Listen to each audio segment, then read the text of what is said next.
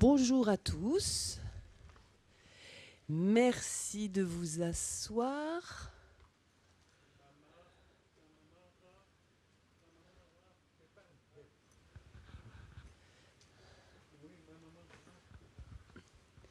Bien. Donc bonsoir à tous, merci d'être venus aussi nombreux. Moi je suis ravie de vous accueillir ici pour cette conférence sur les rencontres santé pour les sourds, santé en langue des signes.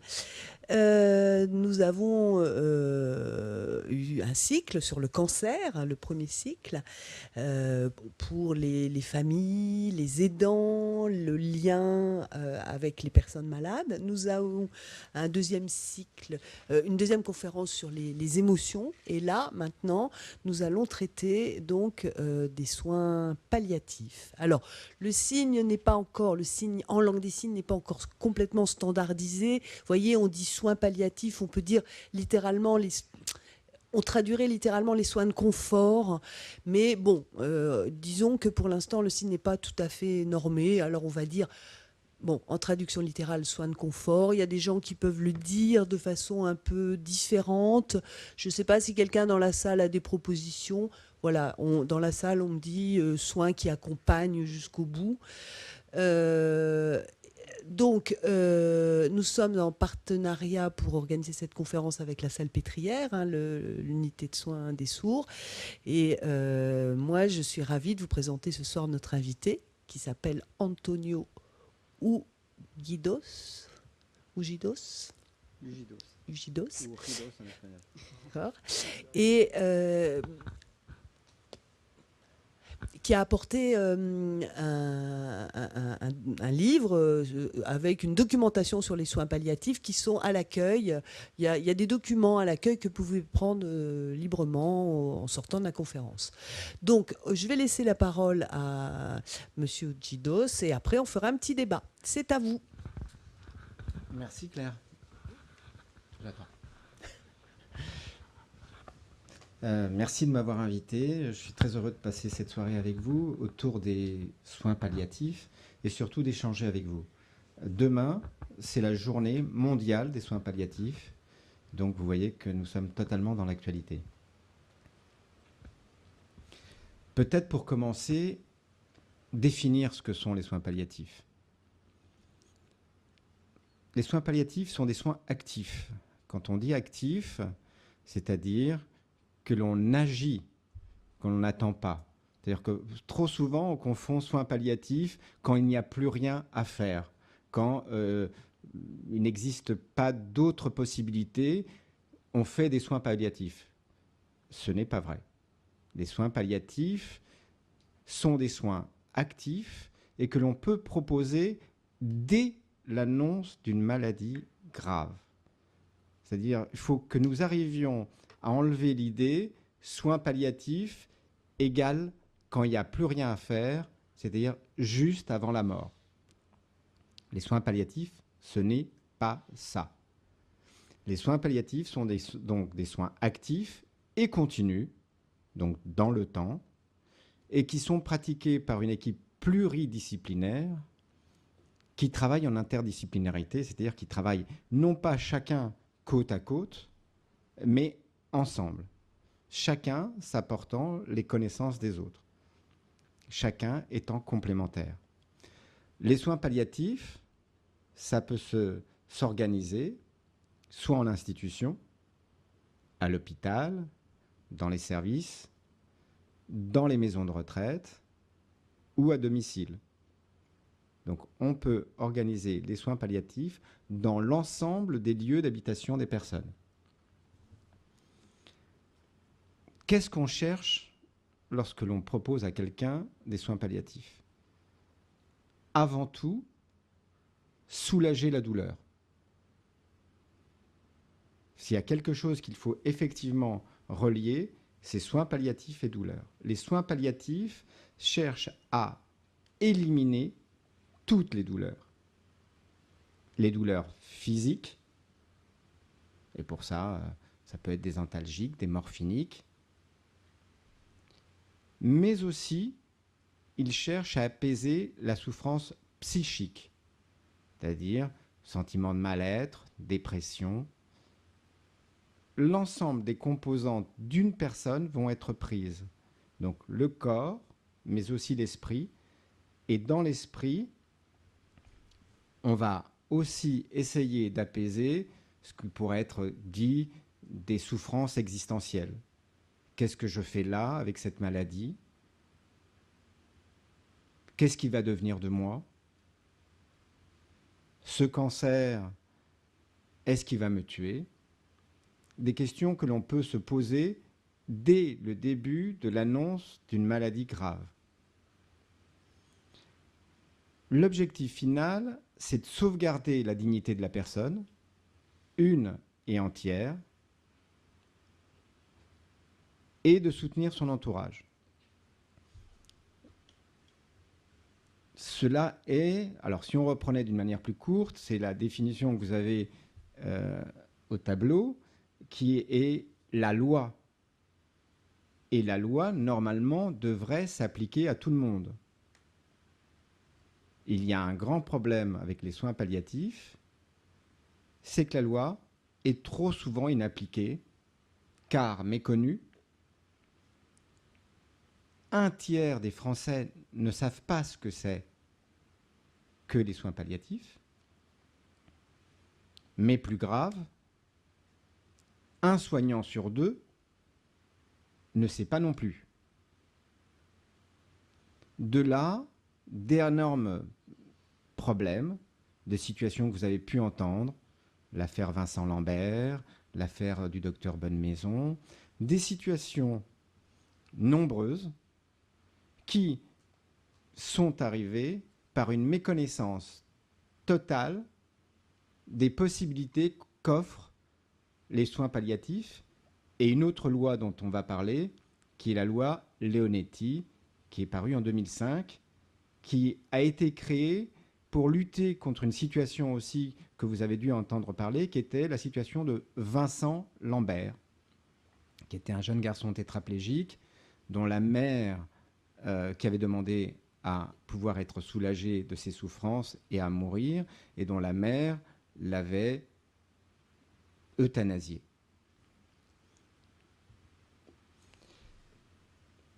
Donc, si on résume, les soins palliatifs sont des soins actifs dans une approche globale, donc physique, mentale, sociétale, spirituelle, de la personne atteinte d'une maladie grave, évolutive ou terminale. Comme je vous les ai dit tout à l'heure, il y a bien terminal, mais ce n'est pas exclusif. Bien évidemment, la personne va être accompagnée jusqu'au bout. Mais ce n'est pas seulement en phase terminale qu'on va l'accompagner. Et il faut que chacun d'entre nous, lorsqu'il est confronté à une situation d'annonce d'une maladie grave, puisse savoir qu'il peut être accompagné dès cette annonce et ne pas attendre une situation plus difficile.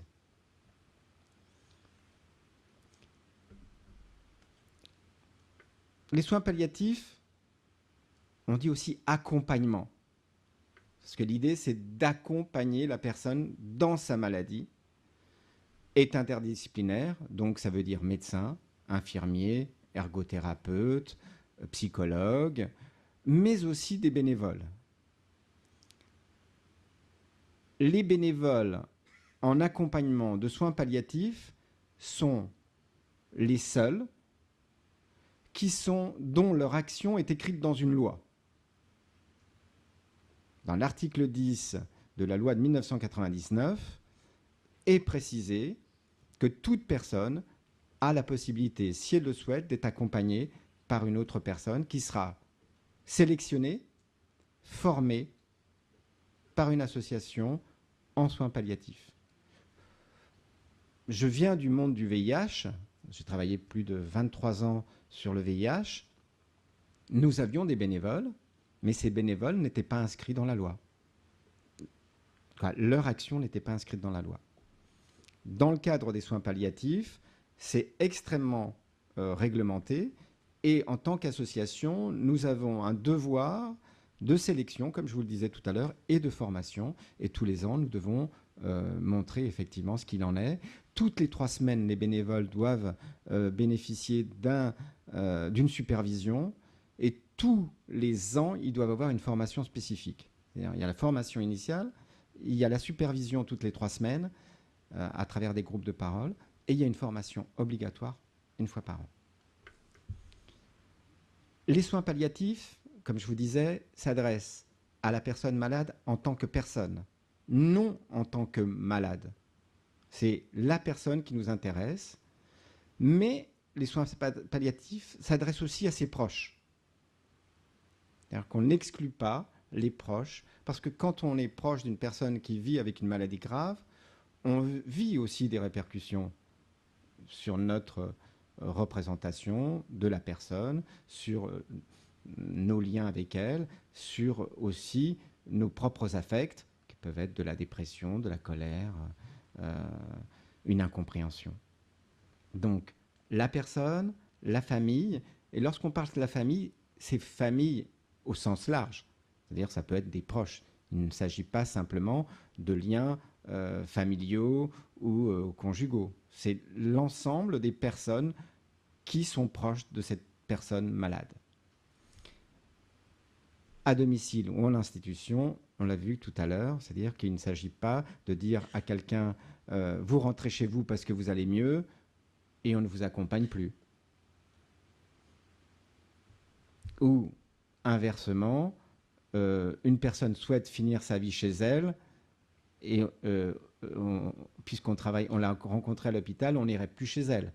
On l'accompagne, les personnes, jusqu'au moment où elles le souhaitent. Ça peut être jusqu'à leur décès. La formation et le soutien des soignants et des bénévoles font partie de cette démarche. C'est-à-dire que chacun d'entre nous doit bénéficier aussi d'un accompagnement parce que les situations qui sont vécues, que ce soit par les professionnels soignants ou par les bénévoles, ont aussi des impacts sur leur psyché, sur leur sur leur vie émotionnelle, et donc il faut aussi que ce soit pris en compte. Les soins palliatifs, quand ? Je vous le disais dès le début, si j'ai réussi à vous faire entendre que les soins palliatifs, ce n'est pas des soins terminaux, j'aurais déjà réussi une plus grande, la plus grande partie de mes objectifs. Il y a un énorme bénéfice à commencer très tôt l'accompagnement et les soins palliatifs. Dès l'annonce d'une maladie grave, il faudrait pouvoir faire cet accompagnement. Cet accompagnement va varier selon les personnes. Il n'est jamais identique d'une personne à l'autre, puisque nous sommes tous différents. Il va varier aussi avec la maladie. C'est-à-dire qu'il y a des moments où nos besoins face à la maladie sont plus importants. Il sera nécessaire de les prendre en compte. Les souffrances physiques comme les souffrances psychiques. Donc, de la nécessité d'un suivi régulier des personnes. Les soins palliatifs, et cela aussi c'est très important, sont accessibles à tous, et je dirais même légalement accessibles à tous. C'est un droit, et c'est un droit opposable. Chacun d'entre nous a le droit de bénéficier de soins palliatifs. Ce n'est pas le cas. Là aussi, c'est une des difficultés. Moins d'une personne sur 2 qui aurait besoin d'un accompagnement en soins palliatifs en bénéficie. De là, des situations extrêmement dramatiques, parfois, de personnes qui restent avec des douleurs, qu'elles soient physiques ou psychiques, au cours de leur maladie, parce qu'elles n'ont pas été prises en compte de manière suffisante. L'accompagnement et les soins palliatifs sont pris en charge, c'est un droit, donc sont pris en charge par l'assurance maladie. Donc il n'y a aucun coût supplémentaire pour la personne. Donc on l'a dit, soins palliatifs à domicile. Comment en bénéficier ? Il faut demander aux soignants, alors libéraux, ça peut être le médecin, ça peut être aussi l'infirmière qui fait remonter. Une manière de faire remonter l'information, c'est par ce qu'on appelle les réseaux. Et il existe des réseaux de soins palliatifs, comme il existe des réseaux cancérologie, comme il existe des réseaux vieillesse. Et d'ailleurs, un des projets actuels de l'ARS, c'est de regrouper les réseaux oncologie, gériatrie et soins palliatifs en un seul réseau pour faciliter le parcours des personnes. On peut aussi le demander aux services de soins infirmiers à domicile, qui sont des structures qui vont directement chez les personnes pour faire les soins. Nous pouvons les demander aussi à l'hôpital. Lorsque nous sommes hospitalisés, il faut s'adresser à son équipe. Et dans les hôpitaux, il y a les services généraux. Dans ces services, il peut y avoir des lits identifiés, c'est-à-dire qu'il y a des lits qui sont identifiés soins palliatifs, dont on peut bénéficier, mais qui sont dans l'ensemble de l'hôpital. Dans certains hôpitaux, il y a des équipes mobiles en soins palliatifs qui, elles, ont un bureau et se déplacent au chevet des personnes et apportent les soins palliatifs dont les personnes ont besoin. Et il y a aussi des USP, des unités de soins palliatifs, qui sont des équipes spécialisées. C'est là où les malades viennent. Vous voyez ? En équipe mobile, c'est les soignants qui vont au chevet des malades. En USP, c'est les malades qui viennent dans le service. C'est dans des situations complexes, avec des douleurs qu'on n'arrive pas à traiter facilement, et dans des situations de fin de vie ou de situations évolutives complexes. Et donc là, on va plutôt dans les unités de soins palliatifs qui sont des organismes spécialisés. Mais normalement, au sein des hôpitaux, soit à travers les EMSP, donc les équipes mobiles en soins palliatifs ou les lits identifiés, on doit pouvoir bénéficier, nous devons pouvoir bénéficier de soins palliatifs.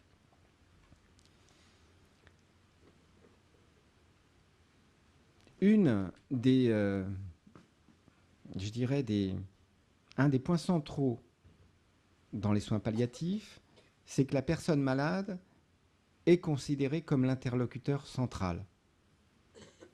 Si je suis malade, c'est moi qui suis la personne qui a son mot à dire sur mes traitements.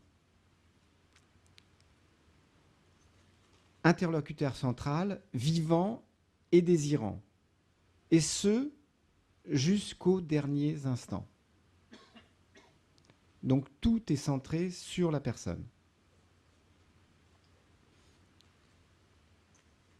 Donc pour ce qui est de l'accompagnement, les bénévoles vont auprès des malades et, sur indication souvent des soignants, leur proposent une présence et une écoute. Cette présence et cette écoute est particulière parce qu'elle n'a pas d'objectif précis. Autant les soignants sont là dans une démarche thérapeutique, les psychologues dans une démarche psychique, le bénévole est là d'une certaine façon juste pour être présent. Et la personne malade peut lui confier ce qu'elle souhaite, taire ce qu'elle souhaite. Le bénévole n'est pas là pour poser des questions, mais pour être présent, écouter et permettre à la personne d'exprimer sa souffrance, qu'elle soit physique ou morale, ses difficultés, ses doutes, ses questions. Il ne s'agit pas pour les bénévoles d'apporter une réponse. Les bénévoles sont tenus à une position aconfessionnelle et apolitique. Ils ne sont pas là pour dire « vous devriez faire » ou « vous devriez penser ». Ils sont juste là pour écouter la personne dans ce qu'elle a à dire, sans jugement ni conseil. Il n'est pas là pour dire « c'est bien »,« non, vous ne devriez pas »,« non, ne vous découragez pas ». Non, il est là pour écouter, y compris dans une situation où la personne pose son désir d'en finir. Le bénévole écoute la personne malade et ses proches leurs ressentis, leurs émotions, leurs histoires de vie. Il n'est ni le camarade, ni l'ami, ni le psy. Il est un représentant de la cité, un représentant de la société qui témoigne sa solidarité vis-à-vis d'une personne malade et de ses proches.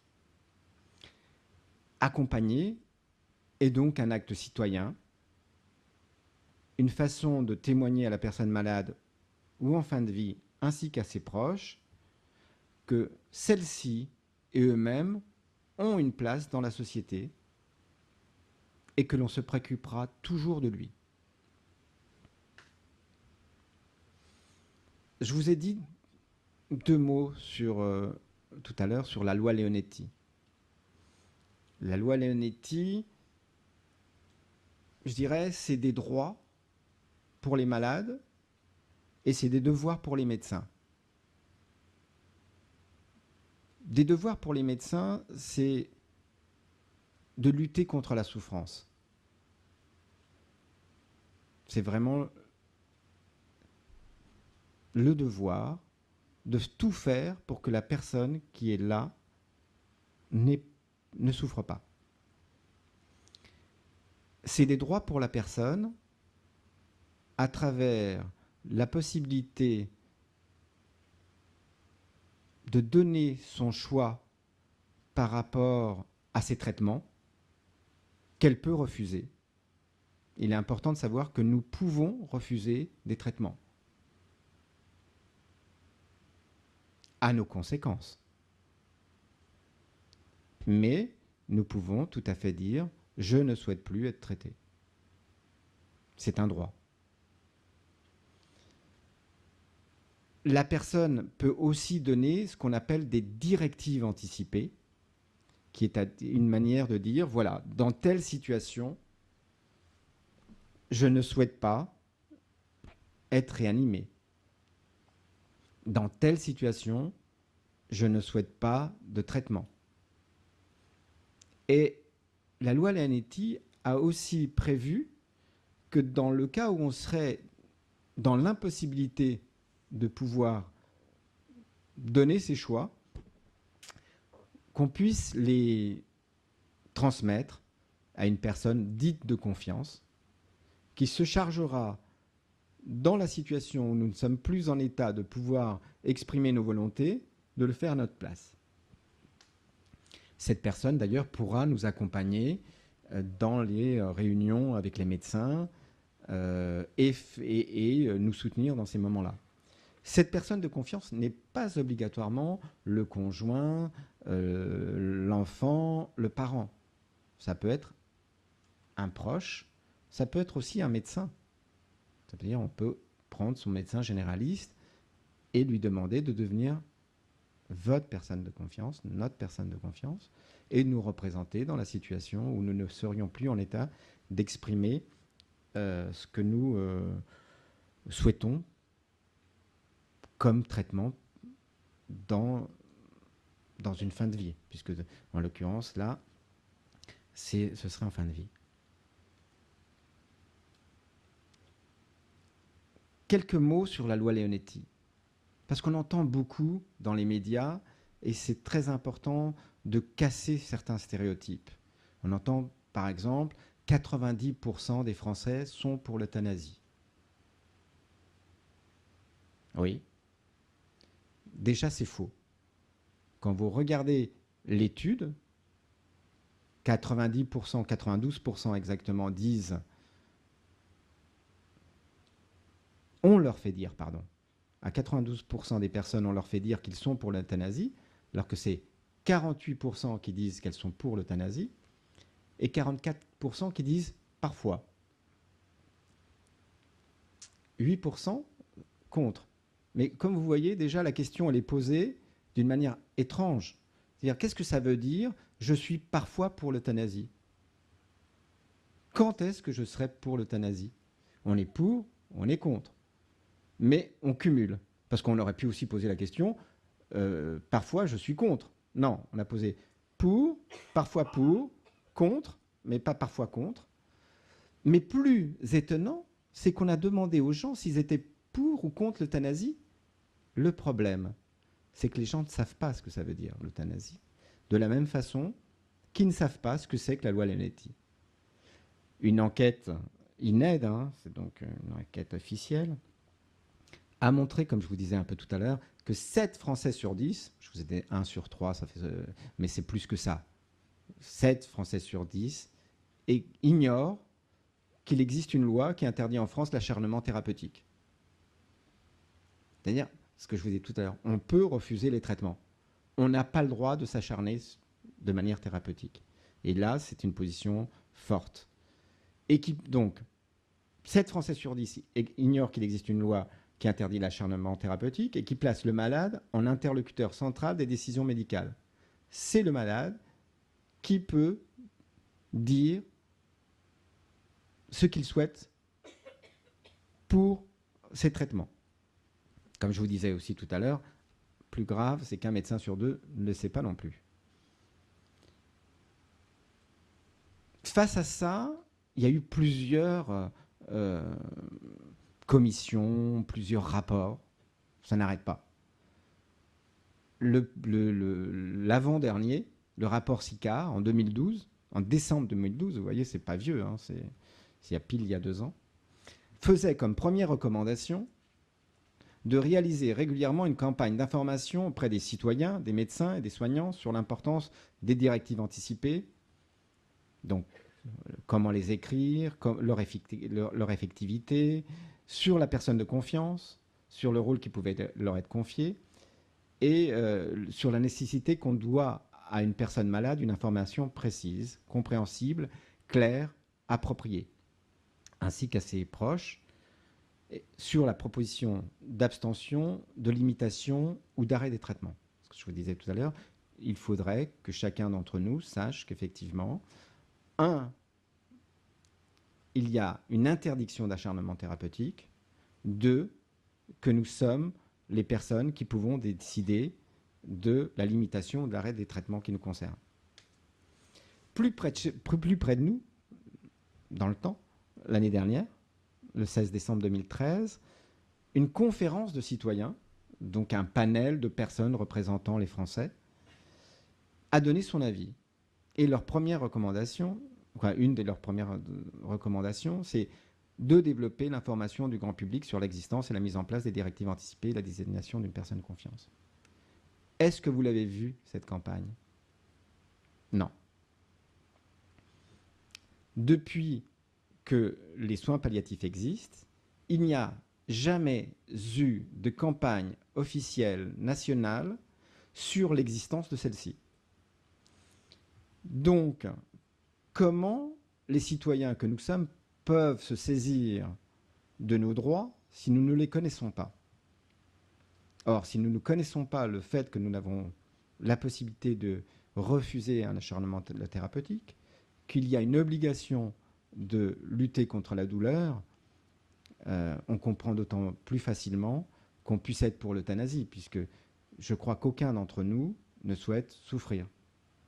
Mais l'alternative, ce n'est pas souffrir ou euthanasie, ce n'est pas binaire, ce n'est pas noir ou blanc, c'est la possibilité d'avoir, en situation de souffrance et dès l'annonce d'une maladie grave, la possibilité de bénéficier de soins palliatifs qui luttent contre la souffrance psychique, morale, spirituelle. Donc, la loi du 22 avril 2005, dite loi Leonetti, donne des droits aux malades.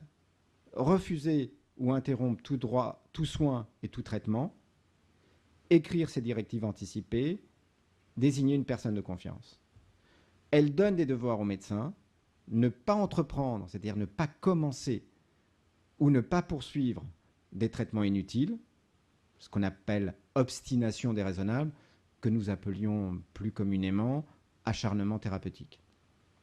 Et proposer des soins palliatifs et tout mettre en œuvre pour lutter contre la douleur. On en est loin.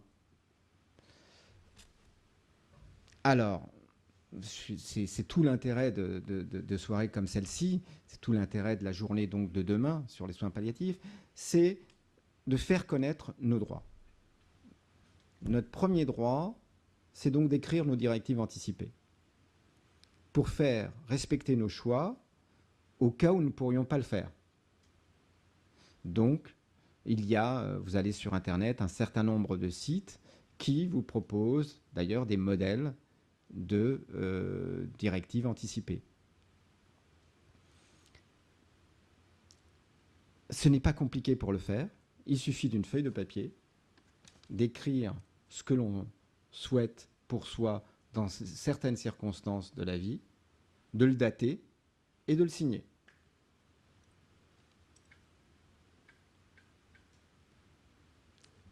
Bien évidemment, si vous avez ça et que personne ne le sait, ce ne sera pas utilisé.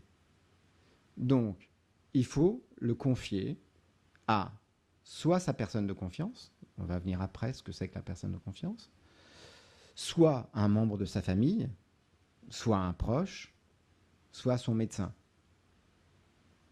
On peut aussi l'avoir chez soi, bien en vue. Mais alors, par exemple, en Grande-Bretagne, où cette possibilité est beaucoup mieux connue, c'est placé, les personnes le placent dans un endroit tout à fait stratégique, mais et assez particulier, mais que les pompiers connaissent. C'est dans le frigidaire.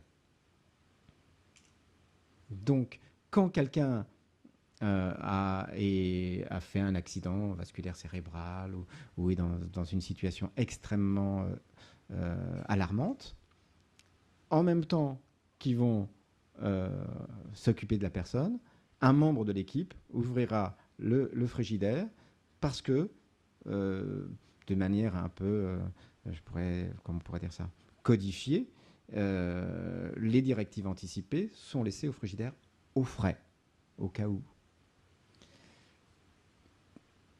Combien de temps ces directives anticipées sont-elles valables? Alors, ces directives anticipées sont valables 3 ans, mais vous pouvez les modifier ou les annuler à tout moment. C'est-à-dire que ce n'est pas parce que vous avez écrit aujourd'hui une chose que vous devez attendre 3 ans pour que ça soit modifiable. Non, c'est valable 3 ans, mais si demain, déjà, vous avez changé d'avis, vous pouvez le changer. Au bout de 3 ans, pour que ce soit de nouveau valable 3 ans, il suffit de redater et de re-signer. Donc, ce n'est pas non plus très compliqué à faire.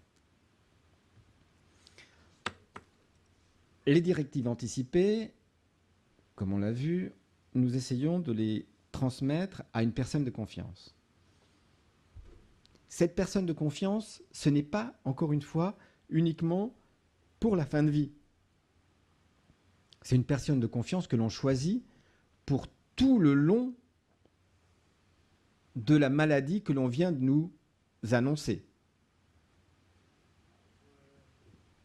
Et elle pourra nous accompagner sur l'ensemble des consultations. Et dans le cas où nous serions dans l'impossibilité de dire nos choix, c'est elle qui sera consultée par les soignants pour relayer la parole de la personne malade. Si nous prenons l'exemple de l'affaire Vincent Lambert, ce monsieur d'une 34 ans qui est depuis 4 ans dans un état post-relationnel, c'est-à-dire qui ne réagit plus à rien, et dont la femme a demandé l'application de la loi Leonetti, dont les médecins ont pris acte de la demande de cette femme d'arrêter les soins pour son mari. Pourquoi ça n'a pas pu se faire? Parce qu'elle ne connaissait pas assez bien la loi Leonetti. Elle avait reçu les souhaits de son mari, qui lui avait dit, dans un état comme celui-là, je ne veux pas qu'il y ait d'acharnement thérapeutique, mais il ne les avait pas écrits. Et il n'avait pas non plus nommé cette personne, sa femme en l'occurrence là, personne de confiance. Le médecin, en conscience, après avoir rencontré la femme, certains membres de la famille, a pris la décision d'arrêter les traitements. Ce qui est possible dans le cadre de la loi Leonetti. Problème, pas de personne de confiance, pas de directive anticipée, et il n'a pas consulté la mère, la mère, le père et certains des frères. Et là, une partie de la famille s'est opposée à la décision du médecin. Vous voyez l'importance de connaître la loi, de connaître la loi Leonetti. Si cette personne avait écrit ses directives anticipées, ou si elle ne les avait pas écrites, mais avait nommément placé sa femme comme personne de confiance, la décision médicale aurait été tenue. Et là, on en est à la Commission européenne, puisque c'est passé par les plus grandes instances en France, pour passer maintenant à la communauté européenne qui doit délibérer. Et je peux vous dire que hier, la communauté européenne s'en est désistée pour demander à une chambre spéciale de prendre son avis. C'est-à-dire que ça devient inextricable, alors que d'une certaine façon, si cette personne avait nommé sa femme personne de confiance ou elle avait écrit ses directives anticipées, la question ne se poserait pas. Une autre situation qui est intéressante, parce qu'elle montre bien les risques aussi les risques de toute puissance que peut avoir la médecine et les dérives possibles, c'est l'affaire du docteur Bonnemaison. Vous avez tous entendu parler du docteur Bonnemaison, ce médecin qui, face à des personnes en situation extrêmement vulnérable, extrêmement malade, a pris la décision d'arrêter les traitements. D'une certaine façon, la question que ça pose, ce n'est pas l'arrêt des traitements, mais c'est la manière dont cet arrêt de traitement s'est fait. Personne, parmi les personnes qui aujourd'hui sont mortes, n'avait explicitement demandé qu'en cas que dans certaines situations, on abrège leur vie. Le docteur Bonnemaison n'a consulté aucune de leurs familles. Il l'a fait dans une volonté de bien vouloir pour les autres. Mais voyez les dérives possibles. C'est-à-dire un médecin qui décide, parce qu'il trouve que vous êtes dans un trop mauvais état, d'arrêter les traitements. Est-ce qu'un médecin, tout seul, sans votre décision, sans la décision d'une personne de confiance, peut le faire? C'est une question. Dans le cas de la loi Leonetti, un médecin sans les choix de la personne ou sans les choix de la personne de confiance ne pourrait pas le faire. Et même avec ces données-là, il faudrait qu'il prenne ce qu'on appelle une décision collégiale, c'est-à-dire qu'il ne soit pas tout seul dans la toute-puissance d'une décision. Ça se fait en équipe et on décide avec les directives anticipées, avec la personne de confiance et avec une équipe, pas tout seul. Bon, ça on l'a déjà vu. De la même façon que pour les directives anticipées, pour nommer ou désigner une personne de confiance, il faut le faire par écrit, daté et signé, et de la même façon, ça peut être annulé à tout moment. Par contre, la personne de confiance, elle n'a pas de durée limitée dans le temps. Tant que vous ne l'avez pas annulée, elle reste personne de confiance. Ce n'est pas tous les 3 ans qu'il faut le refaire. Merci. Donc,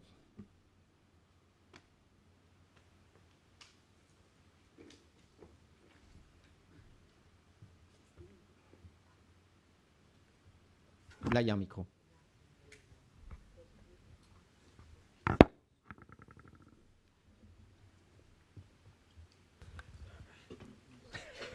Merci. Merci, c'était vraiment intéressant et fouillé. Bon, maintenant, vous savez que si pour les déclarations anticipées, vous savez qu'il y a peut-être d'autres solutions. D'abord, moi j'aurais une question. Est-ce qu'on pourrait les faire en langue des signes? Parce qu'il y a un souci d'accès au français. Il faut vraiment que ce soit un texte écrit en français ou... Il faut que ce soit écrit. Oui. Donc il faut que ce soit écrit. Alors, maintenant, je vais laisser la parole à la salle. Est-ce qu'il y a des gens qui veulent venir ici pour poser des questions?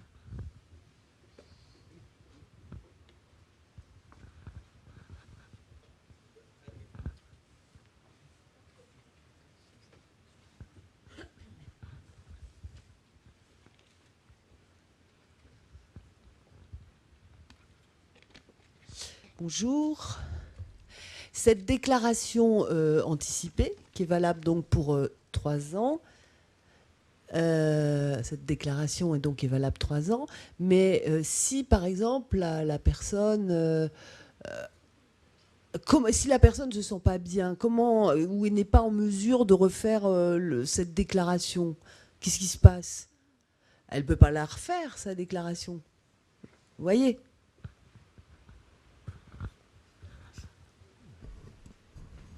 Oui, ce qui va compter, effectivement, c'est ce qu'elle aura écrit.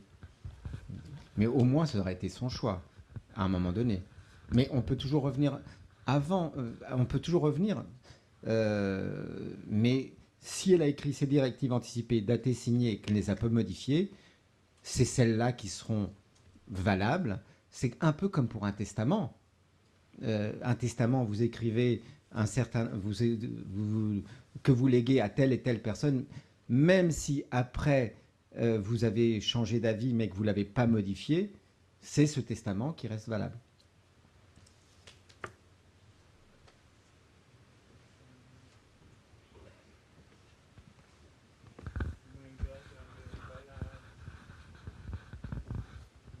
Bonsoir, bonjour. Ça va? Vous me voyez bien? Bon, bonjour. J'ai 2 questions. La première concerne les personnes malades, bon, qui ont besoin d'un certain nombre de choses, mais les enfants, comment ça se passe pour les enfants? Est-ce que c'est le même type de soins que pour les adultes, avec des équipes pluridisciplinaires? C'est vrai que pour un adulte, il y a une acceptation parfois, quand il va y avoir une mort, mais pour un enfant, c'est un peu différent. Donc, première question. Et ma seconde, je me souviens plus, si, concernant les soins, est-ce que dans un hôpital ordinaire, je ne sais pas, en maternité ou en chirurgie, ça peut être, il peut y avoir des soins palliatifs, ou est-ce qu'il faut que ce soit dans une maison de repos, ou est-ce que, comment ça marche en France? Alors, les soins palliatifs, effectivement, s'adressent aussi bien... Pardon. Ah oui, pardon, excusez-moi, j'avais oublié.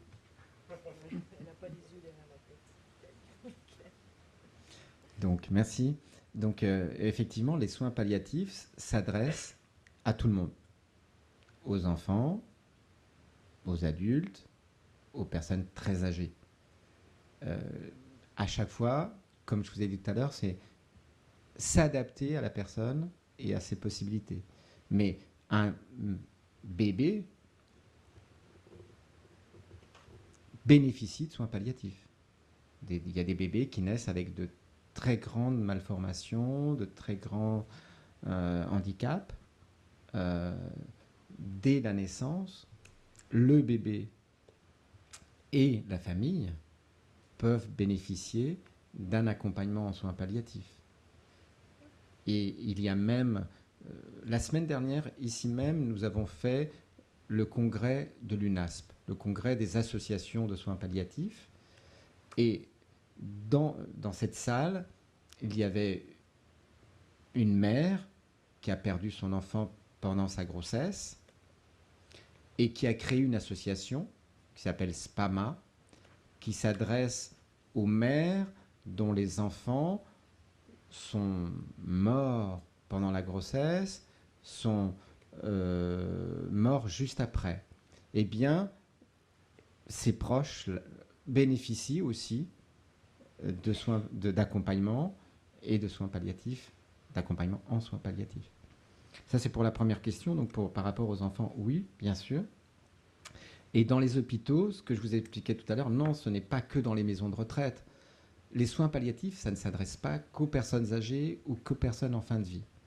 C'est dès l'annonce d'une maladie grave, nous devrions bénéficier, on devrait nous proposer un accompagnement en soins palliatifs pour gérer les émotions, pour gérer les souffrances que cette maladie grave peut générer. Et donc, dans les hôpitaux, comme je vous disais tout à l'heure, il y a des unités spécialisées en soins palliatifs, qui sont des services de soins palliatifs, dont les personnes qui y sont vont rester dans le service, mais il y a aussi des équipes mobiles en soins palliatifs qui vont aller au lit du malade, quel que soit le service dans lequel il est. Ça peut être effectivement en cardiologie, peu importe, en pneumologie, peu importe, en gastro, en cancéro, dans tous les services de l'hôpital.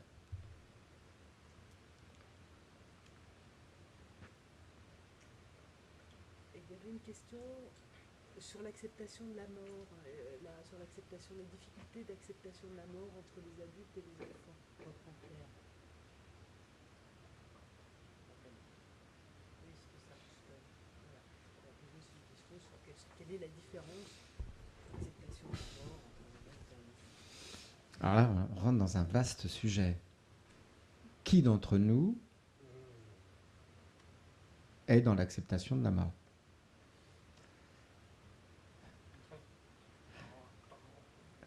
Je crois que les soins palliatifs, c'est peut-être une façon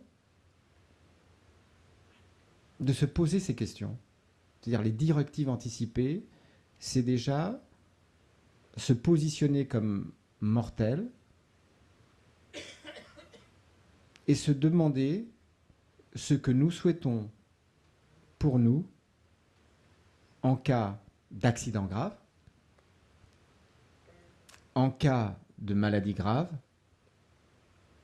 et pour notre fin de vie. C'est pas évident, mais les soins palliatifs nous obligent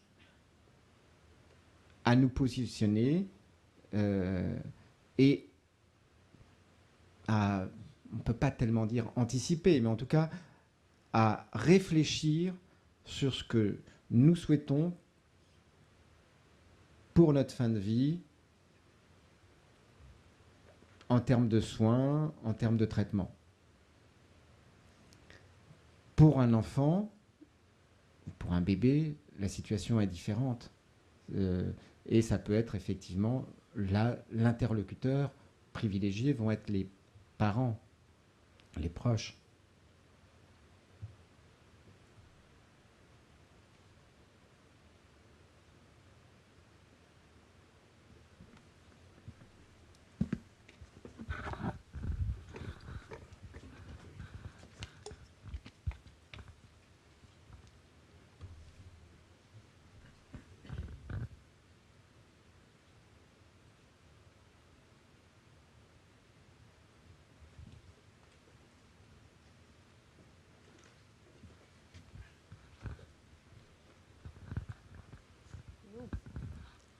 Ça va? Tout le monde me voit? Ça va? Peut-être s'avancer un petit peu. Bonjour, bonsoir. C'était intéressant ce débat sur et ces propositions, enfin ces lois aussi. La loi et aussi les familles, les équipes médicales, c'est intéressant. Mais il y a une question que je me posais, c'est que les soins en eux-mêmes, c'est quoi? C'est quoi les soins? C'est de l'écoute, bien sûr, c'est de l'accompagnement, mais c'est quoi le soin? J'aimerais bien avoir un peu de détails sur le... Alors, soins palliatifs, j'entends, bien sûr. Qu'est-ce qu'il y a dans les soins palliatifs? Merci. Les soins palliatifs, comme je vous le disais au début, ce n'est pas parce qu'il n'y a plus rien à faire qu'on va se lancer dans des soins palliatifs. C'est pas quand il n'y a plus rien à faire qu'il faut faire des soins palliatifs. Les soins palliatifs, c'est complémentaire au curatif. Donc les soins sont tous les soins que l'on doit apporter à une personne malade. Et dans le cadre des soins palliatifs, je dirais l'élément central sur lequel il faut se focaliser, c'est sur la douleur. C'est de faire en sorte que la personne ne soit pas souffrante, que la maladie ne soit pas l'élément, la douleur liée à la maladie ne soit pas l'élément déterminant. Par ailleurs, je suis délégué général de l'ASP fondatrice, mais par ailleurs, je suis psychologue clinicien. Et j'anime un groupe de parole de patients atteints de cancer. Tous les mois, nous nous retrouvons avec des personnes atteintes de cancer à différents stades, de personnes qui viennent d'apprendre qu'elles ont un cancer et de personnes qui en sont à 2, 3 récidives. L'essentiel du message qui est porté par le groupe, puisque moi je suis juste pour faire que le groupe communique, c'est qu'ils se prennent en charge et qu'ils luttent, parce que parfois il faut lutter, pour qu'on prenne en charge leur douleur. Il faut savoir qu'en France, les soins palliatifs ont eu beaucoup de mal à rentrer parce qu'on avait très peur d'utiliser les morphiniques. Parce que morphine égale toxicomanie. Et que les médecins avaient peur d'utiliser des morphiniques parce que ceci pouvait rendre dépendants les personnes. C'est une aberration. Quand on souffre, les morphiniques sont des outils extrêmement précieux pour lutter contre la douleur. Et je dirais, pour conclure sur cette partie-là, donc les soins complémentaires, non pas des soins de défaut. C'est complémentaire au curatif. Et l'objectif, c'est d'éliminer la souffrance plutôt que la personne ait envie de s'éliminer.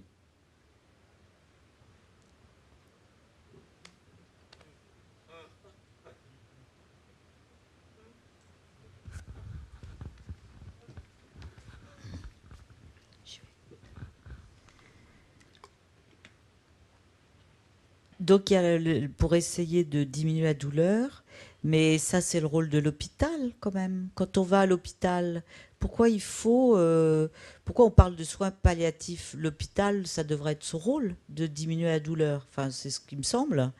Donc, voilà, il y a peut-être, je sais que dans les soins palliatifs, des fois, il y a des massages. Je sais que des fois, les gens bénéficient d'un coiffeur, qu'on leur propose des choses qui font plaisir. C'est pas forcément, par exemple, du yoga ou des choses comme ça, ou du sport. Est-ce que ça fait partie il y a des groupes de parole, je crois, dans les soins palliatifs. Et toutes ces choses-là, l'objectif, c'est toujours de lutter contre la douleur. Alors, ce que vous évoquez là, plutôt que des soins palliatifs, c'est ce qu'on appelle les soins de confort. D'ailleurs, vous l'avez dit tout à l'heure, est-ce que c'est la même chose ou pas? Ce que vous évoquez, c'est plutôt des soins de confort. Mais les soins palliatifs, eux, ils se situent plus effectivement en complément du curatif, donc en complément de la lutte contre la douleur, et dans la lutte contre la souffrance psychique, la lutte contre la souffrance spirituelle, ce qui n'exclut pas que dans les soins palliatifs, effectivement, il y ait toute une autre approche qui soit une approche corporelle, massage, comment on dit, les arômes, aromathérapie, voilà, je vais y arriver. Tout ce qui peut favoriser le bien-être des personnes. C'est l'ensemble des techniques qui peuvent permettre aux personnes de se sentir bien dans leur corps, mieux avec leur maladie, musicothérapie. Il y a énormément. Il y a aussi, on travaille aussi beaucoup sur des récits de vie. Faire que les personnes puissent transmettre leur histoire et laisser une trace.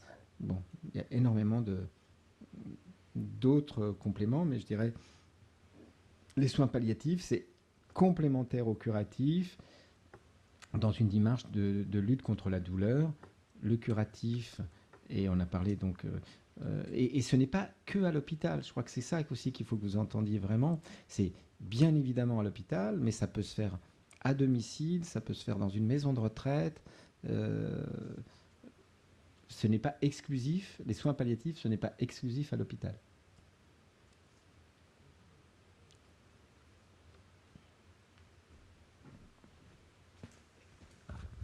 Qui veut poser une question?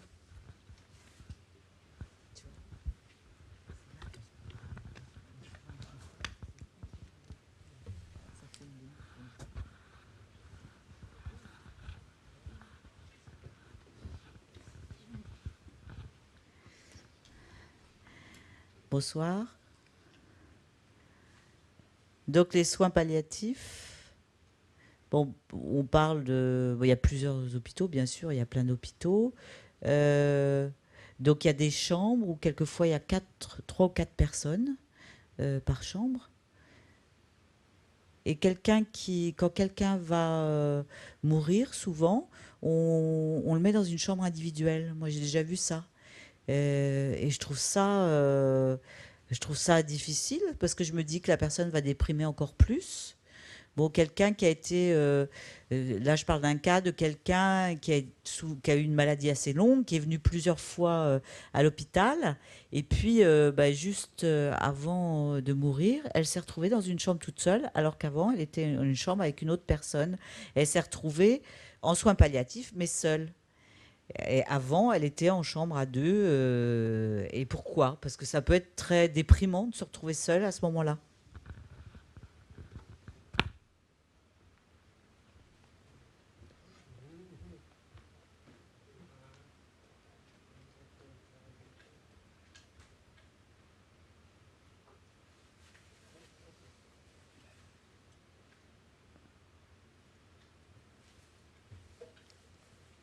Je pense qu'il n'y a pas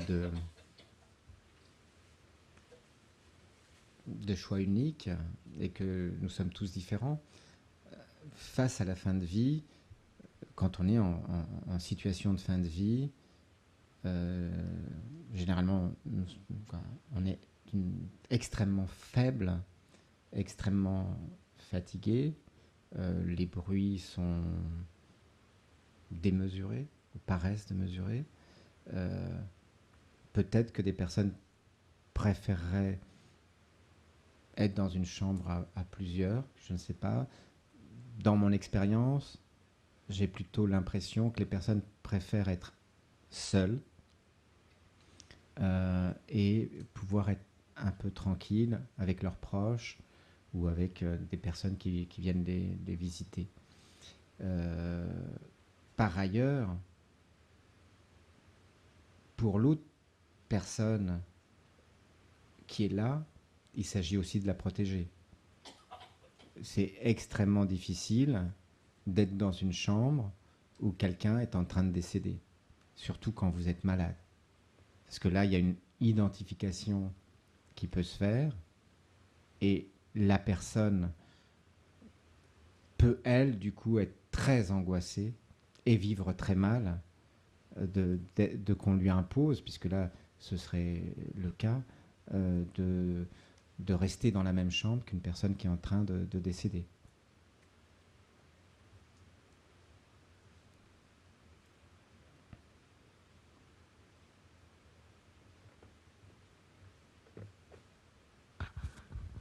Qui veut poser une question? Ah, pardon, question, excuse-moi. Moi, je voudrais poser une question sur les soins palliatifs d'une association, justement, si on fait appel à une association, est-ce qu'il y a un médecin dans l'association ou c'est parce que quand vous parliez par exemple, peut-être de médicaments qui sont adaptés à enlever la douleur, à diminuer la douleur, il faut bien qu'il y ait un avis médical là-dessus. Et donc, si je peux comprendre, à ce moment-là, c'est un travail avec le médecin traitant du domicile. Comment se négocie cette situation ?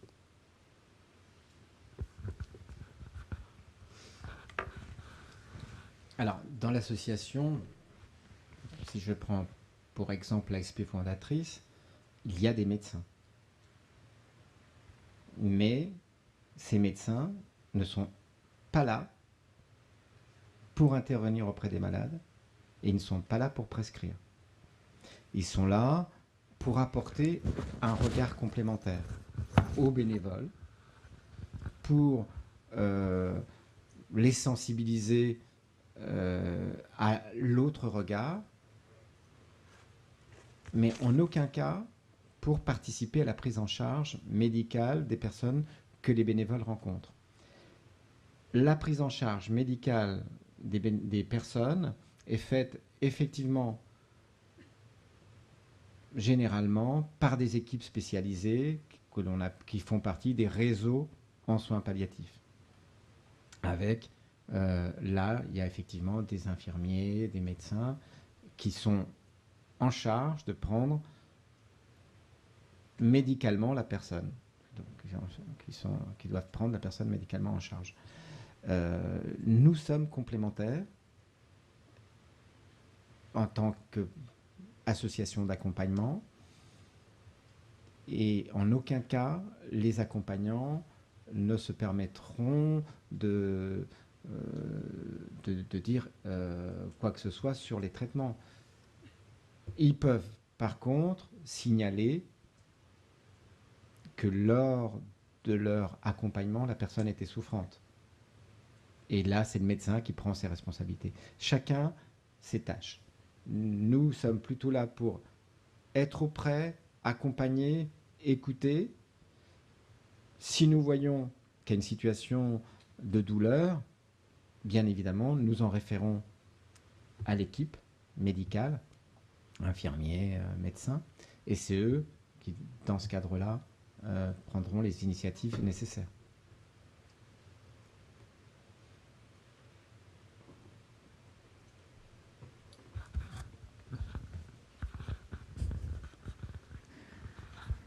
Oui, je pensais à quelque chose par rapport à l'ASP. Donc, vous allez dans des... Est-ce qu'il y a des gens qui connaissent la langue des signes dans vos équipes, enfin dans l'association, ou est-ce que c'est jamais arrivé? Bon, je dirais pas les noms parce que je suis liée au secret professionnel. Il y a très longtemps, j'avais un ami qui avait un cancer et j'allais à l'hôpital et l'infirmière... voilà, bon, les sourds utilisent voilà, les mains pour s'exprimer et un tout petit peu avant sa mort, en fait, il a commencé à signer des choses et l'infirmière n'a pas vu. Parce qu'en fait, il était très faible. Et moi, voilà. Moi, j'étais là et j'ai dit qu'il voulait dormir encore parce que j'ai vu ce qu'il disait et il ne voulait pas qu'on ouvre les volets. Et donc, quand une infirmière passe et qu'il n'y a pas d'interprète et que les gens sont faibles et en fin de vie, elle ne s'était même pas rendue compte qu'il était en train de communiquer. Donc, c'est important, peut-être, dans l'association, qu'il y ait des personnes qui connaissent la langue des signes ou, je ne sais pas, des ex-interprètes à la retraite ou des CODA, c'est-à-dire des parents d'enfants sourds qui veuillent bien faire partie de l'association parce que les sourds ont besoin aussi d'être accompagnés. Et c'est vrai que l'infirmière était très étonnée. Elle a dit, mais quelle chance que vous ayez été là pour voir ça. Au moment où il l'a exprimé, parce que moi, j'avais rien vu. Et c'est vrai que même une personne sourde très affaiblie peut communiquer en langue des signes, alors bien sûr en faisant des mouvements minimalistes peut-être, mais du coup on n'aperçoit que si on connaît cette langue.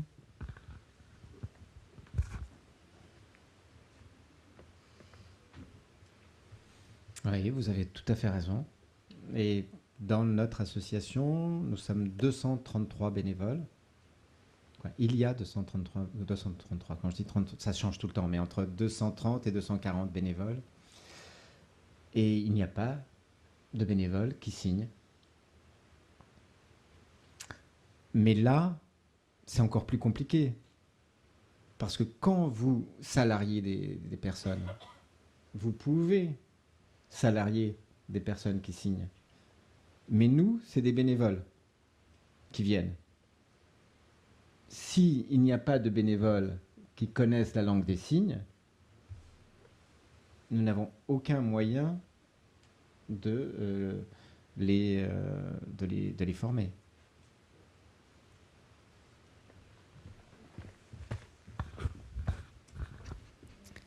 Oui, par rapport à ça, je ne sais pas si vous avez vu L'œil et la main, un jeune homme sourd qui avait 31 ans, qui avait un cancer. Et il a été filmé pendant toute sa maladie.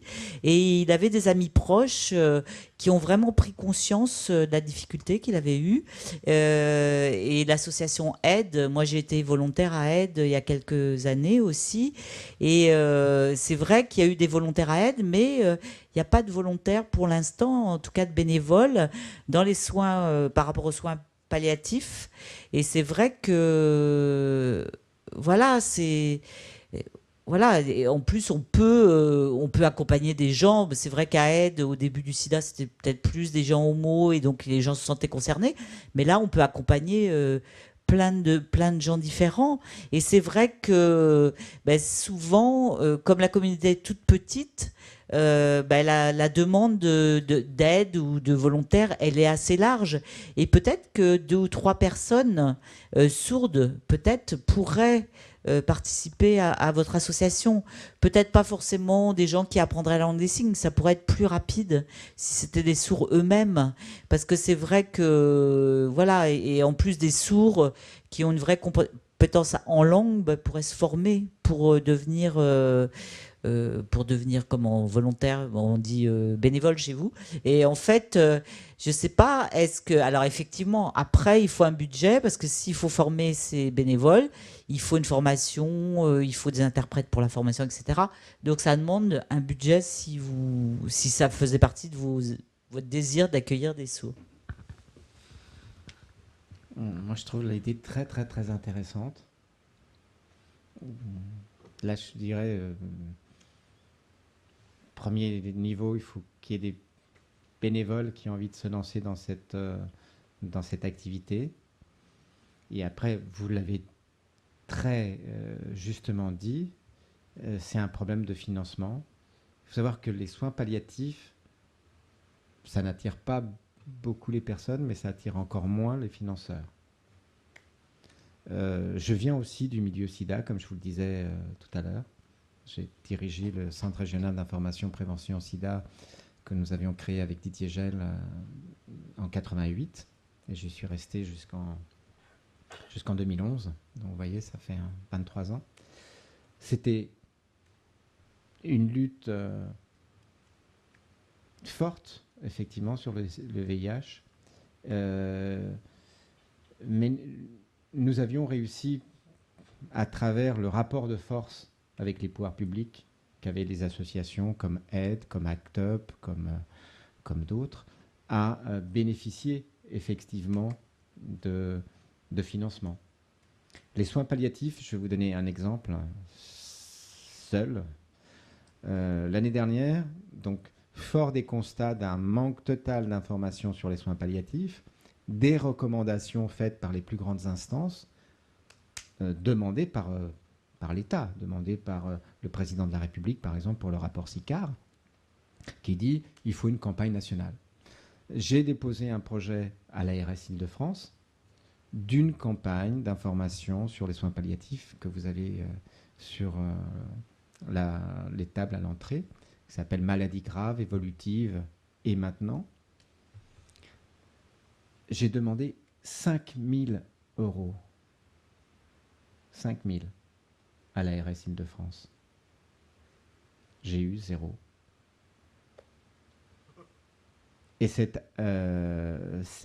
brochure a pu être réalisée parce que la graphiste l'a faite bénévolement, et parce que nous sommes réunis à toutes les associations de soins palliatifs, Jalmav, AIM, Vivre son deuil, les petits frères des pauvres, qu'est-ce qu'il y avait encore, jusqu'à la Jalmav et autres. Donc on était 7 associations, et ensemble nous avons réussi à trouver des financements, mais en interne.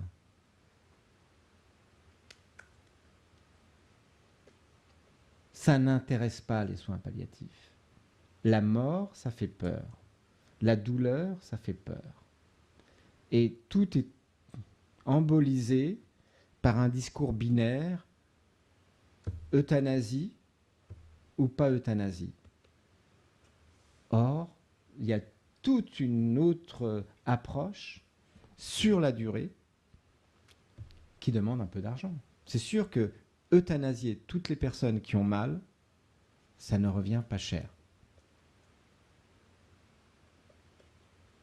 Accompagner les personnes malades pour qu'elles n'aient pas mal, pour leur apporter ce dont elles ont besoin, pour leur apporter, comme vous disiez, tous les soins de confort, sur des années, et nous espérons sur de longues années sans souffrance, ça coûte cher. Mais comme je vous dis, simplement une petite campagne d'information minime, 0 centime.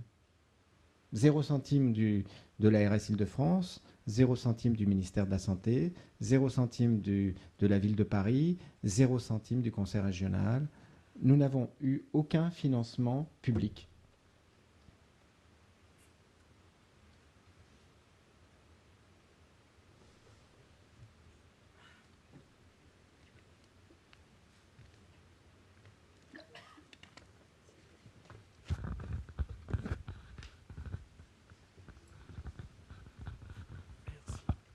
Oui, bonsoir. Est-ce que vous connaissez des cas où des médecins prennent sous leur propre responsabilité la décision d'abréger la vie d'une personne sans en référer, sans qu'il n'y ait de soins palliatifs au préalable? Et dans quel cadre ça se situerait? Et puis d'autre part, vous savez qu'il y a quelques mois ou quelques années, il y avait une infirmière qui, dans un établissement de retraite, avait pris la décision par elle-même de juger si oui ou non une personne devait avoir sa vie abrégée, estimant par elle-même si elle souffrait trop, etc. Elle avait une attitude, on peut dire, criminelle du point de vue du droit. Est-ce que ce sont des cas qui, selon vous, se répètent régulièrement sans qu'on le sache, enfin bon, ou est-ce que c'est vraiment tout à fait exceptionnel? Alors, vous l'avez un peu dit, c'est que ces cas-là, on ne les connaît pas. On connaît que lorsque ça passe la mesure. Cette élève infirmière, c'était, je ne sais plus, mais c'était entre 7 et 10 personnes qu'elle avait éliminées. On a eu plus proche de nous l'affaire du docteur Bonnemaison, dont je vous parlais tout à l'heure, qui a effectivement, de son choix, arrêté le traitement de personnes. Personnes qui étaient en fin de vie. La question ne se pose pas là. Mais quelle fin de vie? Et surtout, elle n'avait rien demandé. Mais étonnamment, autant l'infirmière a été mise en prison, et là c'est peut-être intéressant aussi de se poser des questions. Pourquoi une infirmière est mise en prison lorsqu'elle commet cet acte, femme infirmière, et pourquoi un médecin, homme médecin, va avoir le soutien de personnalité pour cet acte, qui est le même. C'est-à-dire que personne ne leur a demandé, ni à l'infirmière, ni au médecin, d'abréger la vie de ces personnes. Elles l'ont fait de leur propre choix. Dans un cas, l'infirmière a été en prison. Dans l'autre cas, le médecin a été relaxé. Étonnant.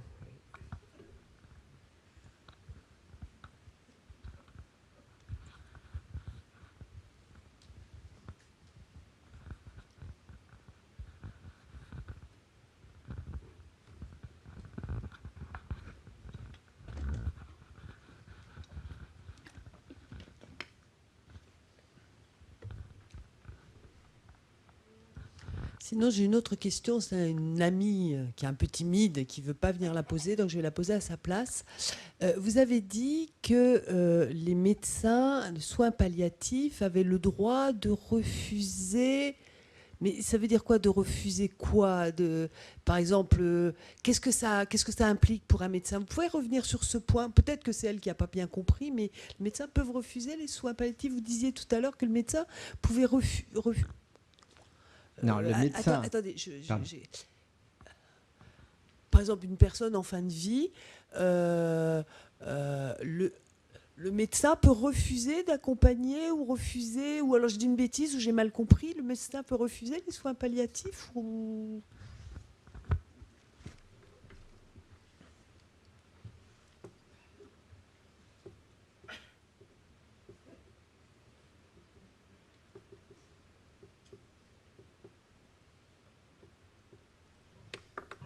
Alors, non, il ne s'agit pas que le médecin puisse refuser des soins palliatifs. Dans la vraie vie, il peut arriver que les médecins ne proposent pas les soins palliatifs parce qu'ils ne connaissent pas, parce que ce n'est pas leur pratique, par méconnaissance donc. Mais ce n'est pas refusé, c'est qu'il ne pratique pas, il ne connaît pas, donc il ne fait pas. Par contre, dans la loi, le médecin a une obligation de lutter contre la douleur. Et par contre, dans la loi, la personne malade, c'est ça que j'avais dit, la personne malade a le droit de refuser l'initiation, le démarrage d'un traitement ou la poursuite d'un traitement qu'elle considère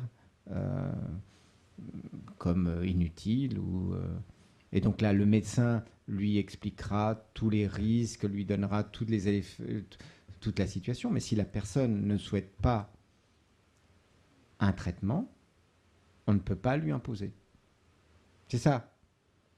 La personne peut refuser un traitement et le médecin est dans l'obligation, de par la loi, de lutter contre la douleur.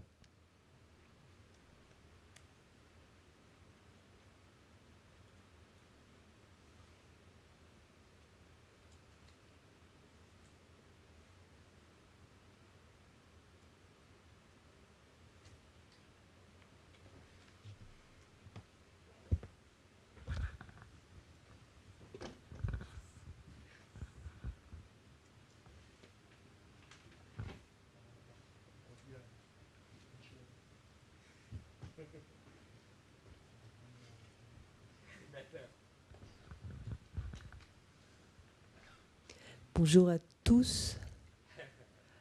C'est un témoignage.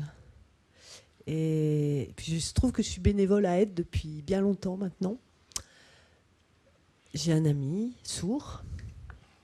Il y a longtemps maintenant. C'était avant cette loi. Il y a longtemps. Qui était à l'hôpital et j'allais le voir à l'hôpital. Et quand je demandais à l'infirmière si ça allait, elle me disait bah, oui, ça va. Bon, alors il n'y a pas d'interprète. À l'époque, c'était un peu compliqué. Et quand j'entrais dans la chambre de mon ami, il me disait des choses. Et moi, ce que j'avais compris, c'est qu'il avait en plus un syndrome de Usher. Et donc je me disais, il faudrait que...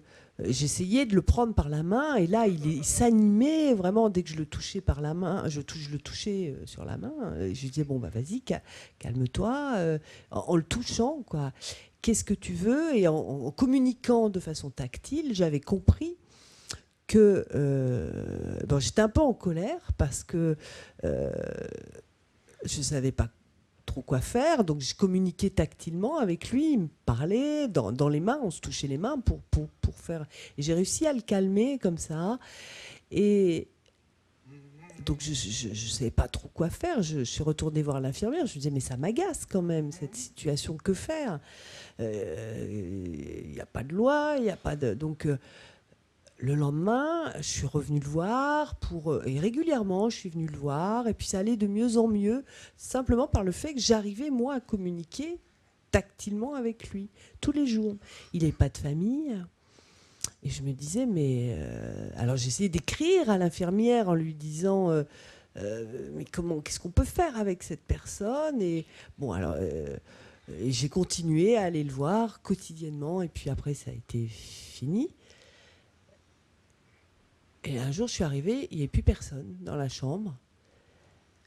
Donc, je suis allée voir l'infirmière et elle dit c'était fini et j'ai pas été informée. Enfin, c'était il y a longtemps. Et voilà, et c'est des choses qui arrivent. C'était il y a bien longtemps, il y a une vingtaine d'années. Et c'était. Voilà. Voilà. C'était juste un témoignage que je voulais vous livrer.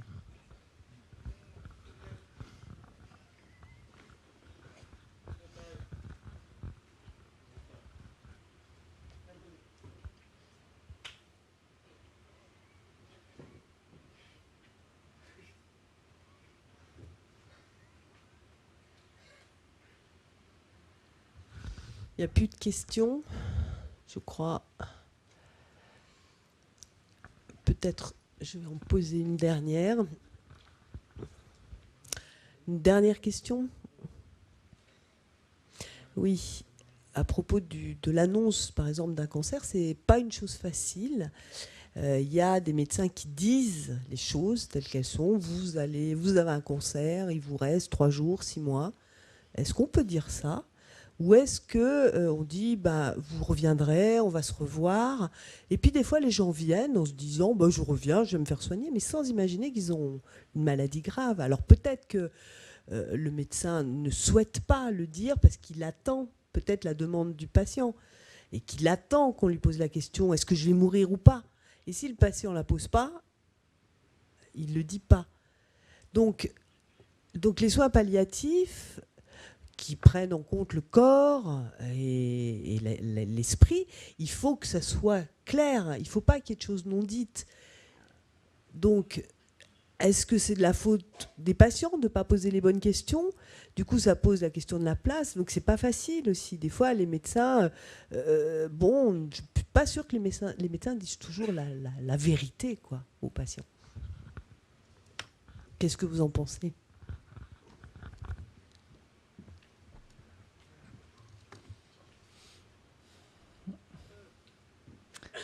Claire, vous posez une vraie question. C'est la formation des médecins.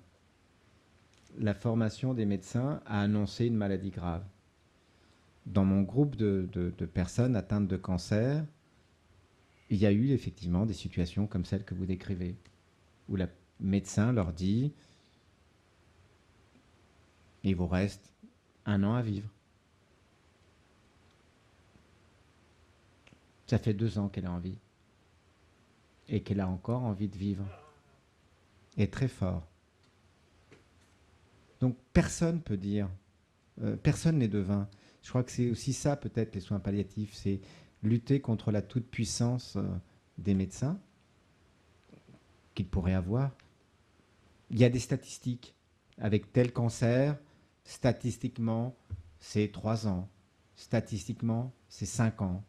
Mais nous sommes tous différents. Et certains vont vivre avec ce cancer. Certains vont guérir de ce cancer. Et personne n'a le droit de vous dire « il vous reste tant de temps » parce qu'on n'en sait rien. Personne ne sait. Donc, vous posez une vraie question. C'est la formation des médecins. Comme je vous disais tout à l'heure, moins d'un médecin sur 2 connaît les soins palliatifs. Et je ne sais pas combien de médecins, je ne sais pas quel pourcentage de médecins qui ont appris à faire une annonce d'une maladie grave. Je vois qu'ils sont encore moins nombreux que ça. On parle beaucoup du VIH, mais il faut bien comprendre que les soins palliatifs, ça a été concomitant au VIH. C'est-à-dire, notre association, par exemple, elle a 30 ans. Nous avons été créés en 1984. Le VIH, en France, 1982, on a commencé à en parler. Aide, création, 1985. Donc, il y a des liens très forts. C'est-à-dire, on a commencé à s'intéresser aux soins palliatifs parce que la médecine n'avait pas de traitement par rapport au VIH. Or, nous, on veut casser ça. C'est pas parce qu'il n'y a pas de traitement, c'est parce qu'il faut, quoi qu'il en soit, quelle que soit la maladie, dès une annonce d'un diagnostic vital, permettre aux personnes de pouvoir être accompagnées dans ce diagnostic. Et aujourd'hui, comme hier, annoncer qu'on est séropositif n'est pas simple, même si aujourd'hui on sait qu'il y a des traitements qui en France sont efficaces et sont accessibles. Mais ce n'est pas parce qu'il y a des traitements qui sont efficaces et qui sont accessibles qu'il faut oublier la personne et en rester au traitement. Je crois que les soins palliatifs, c'est ça. C'est la personne avant tout, quels que soient les traitements qui existent. Et je dirais que souvent, la maladresse des médecins vient de leur propre peur de la maladie et de leur propre peur de ce qu'ils ont à dire. Je peux vous donner un témoignage personnel. Ma mère est décédée d'un cancer. Quand elle a appris qu'elle avait un cancer, qu'elle s'est fait opérer, avec mon père, nous sommes allés rencontrer le chirurgien. Et on lui a demandé qu'est-ce qu'il en était. Et le chirurgien, très mal à l'aise, nous a dit, quand elle sera décédée et qu'on fera une autopsie, on pourra vous dire exactement ce qu'il en est. Vous imaginez la violence que c'est pour quelqu'un dont l'épouse ou la mère vient d'être opérée, que la seule perspective qu'on lui donne, c'est lui expliquer son cas, c'est-à-dire ça devient un cas médical, une fois que l'autopsie sera pratiquée, et pas parler de ce qu'elle vit et de ce qui est là, de ce qu'il faut que l'on fasse là. Je crois que ce que vous dites, Claire, c'est une des choses sur lesquelles nous nous battons tout le temps, c'est la formation des soignants. Une loi existe, elle est bonne, elle n'est pas appliquée parce qu'elle n'est pas connue, et les médecins ne l'appliquent pas parce qu'ils ne la connaissent pas. J'en reviens à ce que je disais au début, un médecin sur deux connaît les soins palliatifs. Comment voulez-vous qu'il n'y ait pas de bévue, qu'il n'y ait pas de mauvaises réactions, de réactions brutales telles que vous les évoquez, quand on n'est pas formé à annoncer une maladie grave, quand on n'est pas formé à gérer des émotions difficiles, comme celle de dire à quelqu'un, vous avez un cancer, vous avez un sida, vous avez une maladie potentiellement mortelle.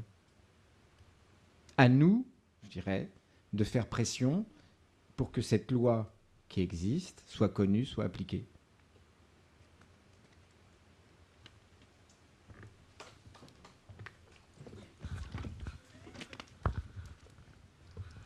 Merci beaucoup. Le cycle du cancer est terminé. Malheureusement, le cancer, lui, n'est pas terminé. Il touche beaucoup de personnes, il ne sourd jamais. Hein. Non, tout est pour tout le monde, malheureusement. Merci beaucoup, en tout cas, d'être venu.